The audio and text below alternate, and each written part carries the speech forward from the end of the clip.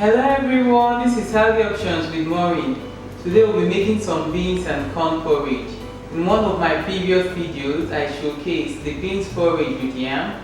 But today I want us to make the beans and corn porridge because corn is in season now and it's something you can add to your beans to give it a different flair. You could actually add yams in this particular porridge. I actually added yams because my family tend to like yams in my beans a lot. Or you can make do without the yams and just have your beans and corn. Or you could make your beans and corn porridge with some plantain as a side. Come with me as we make this. I know for sure you will like it. Please, if you do like this video, don't forget to subscribe by clicking on the red button. Thank you and enjoy. So the first thing we need when we are making our beans porridge with corn is of course some beans. So as you can see, we have our beans that has already been picked and washed. I've been boiling some water for some time now, so I'll be throwing these beans into the pot containing the hot water. So that's the water, and into the pot goes the beans. We'll stir and then I'll cover and keep cooking. I will tell you what next to do after this stage, but while the beans cooks, we'll get ready our ingredients. So after about an hour of cooking the beans, you can see what it looks like. It's almost tender to the touch. I'm just going to squeeze on one so you can see how it looks like. It's almost cooked. The next step is to drain off this water. I'll drain it off, then I will rinse off the beans. Then I will come back and show you what next to do from here. So I just rinsed out the beans and you can see what it looks like at this stage. So while I was parboiling my beans, I've been able to put together some ingredients. So as you can see, I already have some kernels that I got out of the corn cob, and I'll show you how I do it. It's actually pretty easy.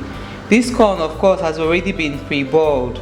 So I will just run my knife that way, as easily as that, down the cob. It's just a very easy process. So you can see we already have our corn kernels. I'll continue and I'll come back and show you what next to do from this stage. And for our beans and yam porridge, we'll be needing, of course, some parboiled beans as we've spoken about before. Need some onions. We'll need some palm oil, otherwise known as red oil back home in Nigeria. We need some diced onions. I prep the onions differently because we'll be adding them on at different time intervals. The diced one will go in first, but we'll be blending this with alongside the tomato. So we'll be needing some onions, as stated previously. We'll need some red oil or some palm oil. We need some diced onions. We need some salt, curry powder, peppers, some tomato. This will be blended along with the diced onion. We need some corn kernels. You already saw the way I prepped this. Then this is completely optional. You can use some yam, or you can make your beans and corn porridge without yam. It depends totally on what you want. You could either serve this recipe with plantains, or you could add on the yam to the beans while cooking it. So the first thing that happens here is that I'll be adding on the onions onto the parboiled beans. So the onions goes onto the parboiled beans, and then the curry powder. Then we'll be adding on the salt. So I will cover this with water, just barely enough to cover the surface, because as you can see, the beans is almost cooked through. And I'll be adding a little bit more water while blending the tomatoes and onions alongside the peppers. So I will just add just enough water to cover the surface. Then I'll bring it to the boil and I will show you what next to do from here. So right now the water goes in. As you can see, that barely covers the surface, and that's exactly what we are looking for. I'm going to stir this around with my wooden spoon. And I'll place on heat. I'll bring it to the boil and we'll come back and continue prepping the ingredients. So just right before your bean starts boiling, as you can see, it's beginning to simmer. We add on the corn kernels. So I'm going to stir this and I'll cover and keep cooking while I go ahead and prep the tomatoes, onions and peppers that I'll be adding in later on. And the next step now is to blend these three ingredients, the onions, tomatoes and peppers. So I'll be adding on the tomatoes first with a little bit of water, then I will go ahead and add the onions and the peppers. So into our blender goes some water, then the tomatoes goes in as well, and I'll start blending now.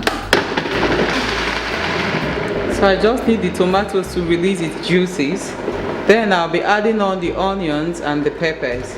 So the onions goes in, and last but not the least will be the peppers. I'm going to cover the blender now and blend into a smooth puree.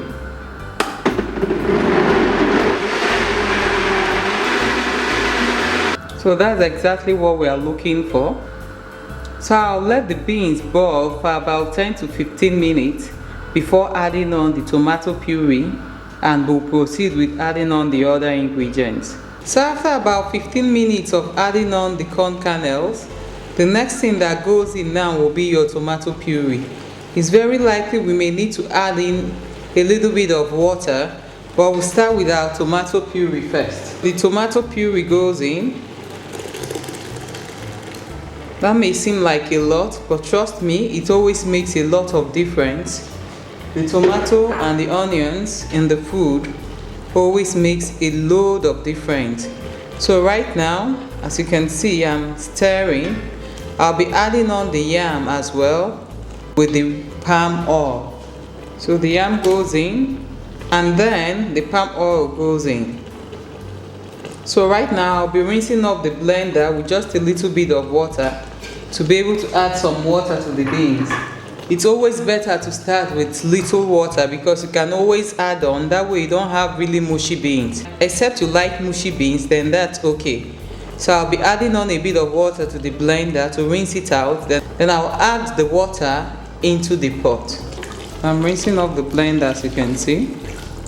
We need just enough water to barely cover our food because the beans is almost cooked now, so we just need water to make sure our yam cooks through.